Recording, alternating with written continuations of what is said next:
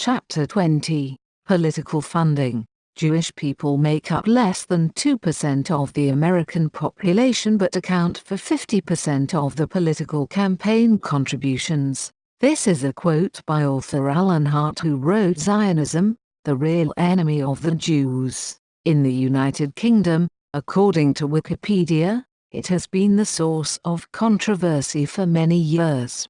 There are three ways in which a party is funded. The first is through membership fees, the second way is through donations to a political party, and the third way is through state funding, but only for admin costs. In 1925, the Honors, Prevention of Abuses Act was passed that sought to end the selling of titles in exchange for donations to political parties. In 1976, the Committee on Financial Aid to Political Parties proposed that financial aid to parties should be given in two formats: general grants to the central organization for general purposes and a limited reimbursement of election expenses to candidates. In 2002, the Political Parties, Elections and Referendums Act was established and required all parties to register with the Electoral Commission and to set down accounting requirements, and it introduced controls on donations. In 2006, funding came under scrutiny as concerns grew that the largest parties were far too dependent on a handful of wealthy donors. Furthermore, concern grew after the Cash for Honors scandal. In 2006, Sir Hayden Phillips set up an inquiry to introduce reforms, and a year later he recommended capping individual donations at £50,000 and capping spending for political campaigns. He also suggested increasing state funding by £25 million. In 2008, the Ministry of Justice released a paper proposing tighter controls on spending by parties and candidates and strengthening the powers of the Electoral Commission. In 2011, the Committee on Standards on Public Life published a report on ending the big donor culture. The report made recommendations to a contribution limit of £10,000 per donor,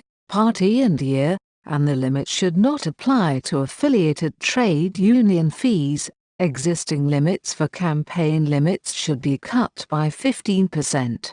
In addition to the policy development grant, parties should be granted public funding at the rate of £3 per vote in Westminster elections and £1.50 per vote in European elections, and tax relief should be available for donations up to £1,000 and membership fees to political parties. In the third quarter of 2009, the Conservatives received £5,269,186. Labour received £3,045,377. Lib Dems received £816,663. Donations usually peak before elections. Between the 6th of April, 2010 and the 6th of May, 2010, the Conservatives took £7,317,602.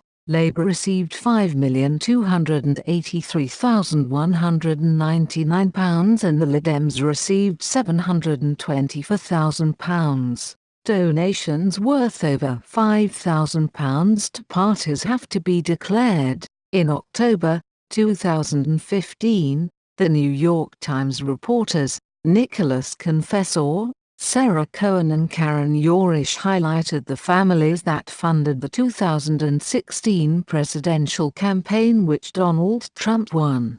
They found that the families funding the campaign were overwhelmingly white, rich, older males that reside in an archipelago of wealth and exclusive neighborhoods dotting a handful of cities and towns. They also found that the funding families had made their fortunes in the fields of finance and energy, and they have deployed this wealth by providing almost half of all the money raised to support the Democratic and Republican presidential candidates. 158 families, including the companies they own or control, contributed $176 million in the first phase of the campaign. This came through channels legalized by the Supreme Court Citizens United decision in 2000. Most of the donors built their own businesses, founded hedge funds in New York, bought up oil leases in Texas, or made blockbusters in Hollywood. Most families donating lent to the right, contributing to support Republican candidates who pledged to pay regulations, cut income tax, capital gain and inheritance tax, and shrink entitlement programs. The New York Times found that 158 families donated $250,000 or more in the campaign to the 30th of June, according to the Federal Election Commission, and an additional 200 families gave more than $100,000. Many donations were made from business addresses or post office boxes, or through limited liability corporations or trusts. Many live near one another in areas like Bel Air and Brentwood in LA, River Oaks near Houston, or Indian Creek Village near Miami.